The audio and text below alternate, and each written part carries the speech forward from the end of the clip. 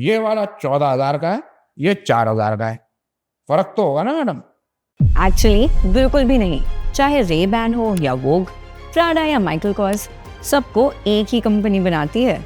इनका customer base इतना बड़ा है कि ये इंडिया जितना बड़ा देश बना सकते हैं और इनके 1.4 बिलियन लोग अनजाने लग्जॉटिका के प्रोडक्ट्स पर डिपेंड करते हैं। एक क्वालिटी फ्रेम बनाने के लिए 350 से 1500 रुपए लगते हैं, तो हम इनके लिए 15,000 से ज्यादा क्यों खर्च करते हैं? लग्जॉटिका ने पूरी इंडस्ट्री पर अपना चश्मा चढ़ा दिया।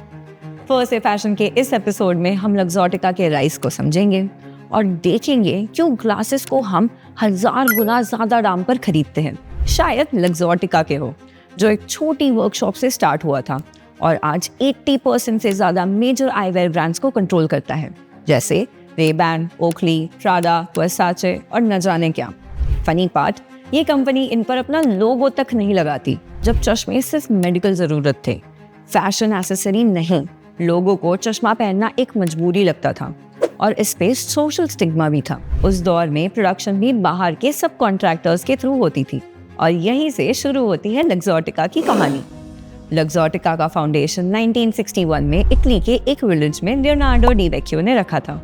उस टाइम डेल वेक्यो एक स्किल्ड क्राफ्ट्समैन थे जो स्पेक्टिकल्स के स्मॉल पार्ट्स और टूल्स बनाते थे। उन्होंने देखा कि आईवेयर इंडस्ट्री में बड़ा पोटेंशियल है और इसी विजन के साथ उन्होंने लग्जॉटिका को एस्टैब्लिश किया, जिसका मतलब है लाइट और ऑप्टिक्स। लग्जॉटिका को पहले ही समझ गया था कि मार्केट में डोमिनेंस चाहिए तो वर्टिकल इंटीग्रेशन जरूरी है, जो आजकल तो बड़ी कॉमन है, लेकिन 70s में एक यूनिक बात थी। इस कंसेप्ट का मतलब है कि पूरी प्रोडक्शन चेन को अपने कंट्रोल में लेना, डिजाइन से लेके मैन्युफैक्चरिंग और डिस्ट्रीब्यूशन तक। डिस्ट्रीब्यूशन कंपनीज खरीदकर अपना पूरा सप्लाई चेन कंट्रोल कर लिया। लेकिन अभी भी एक बड़ी प्रॉब्लम थी, उनके ग्लासेस बाकी कंपटीटर्स जैसे ही दिखते थे और वो भी नॉर्मल प्राइसेस पर ही बिक रहे थे। डेल वेक्यो ने ये समझा कि अगर उनके चश्मे किसी लग्जरी ब्रांड के नाम के साथ लिंक हो जाए तो लोग उन पे ज्यादा पैसे खर्च करेंगे। फिर टीवी का जमाना आया और सब कुछ बदल गया। सेलिब्रिटीज ने चश्मों को एक स्टाइल स्टेटमेंट बना दिया। टॉम क्रूज के टॉप गन वाले एविएटर्स, जॉन लेनन के राउंड ग्लासेस और मेन इन ब्लैक और द मैट्रिक्स के ऑल ब्लैक सनग्लासेस ने चश्मों को फैशन का हिस्सा बना दिया। डेल वेक्यो ने डिजाइनर ब्रांड्स के साथ पार्टनरशिप करके इस ट्रेंड का फायदा उठाया। इन्होंने मेजर फैशन हाउसेस को अप्रोच किया, प्रपोजिंग अ यूनिक डील। तुम हमें लाइसेंस फीस दो, हम तुम्हें तुम्हारे ब्रांड का लोगो वाले चश्मे देंगे।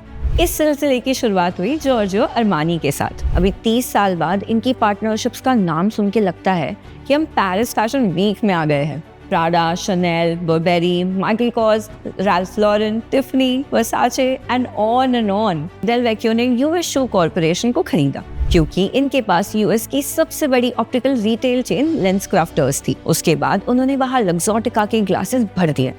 1995 में यहाँ से सिर्फ 5% सेल्स लग्जॉटिका की थी। आज 90% से ज्यादा लेंस क्राफ्टर की सेल्स लग्जॉटिका के ग्लासेस से होती है। ये था जीनियस मूव, लेकिन हमने इन्हें इविल जीनियस ऐसे ही नहीं कहा। पहले यूएस शू ने ऑफर को रिजेक्ट कर दिया था।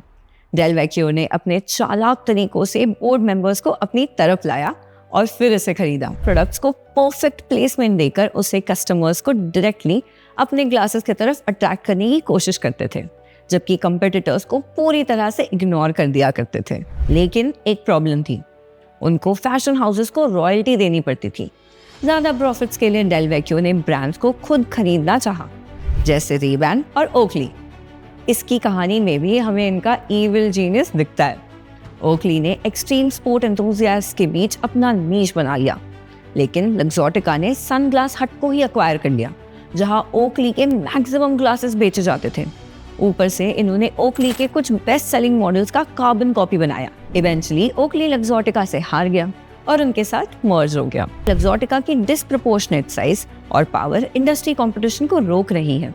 इस इंडस्ट्री के प्रॉफिट्स काफी ज्यादा है और सालों से कोई सीरियस इनोवेशन नहीं हुई। 2018 में लग्जॉटिका ने एसएलआर ग्रुप के साथ मर्ज किया। ये दुनिया के सबसे बड़े लेंस मैन्युफैक्चरर थे।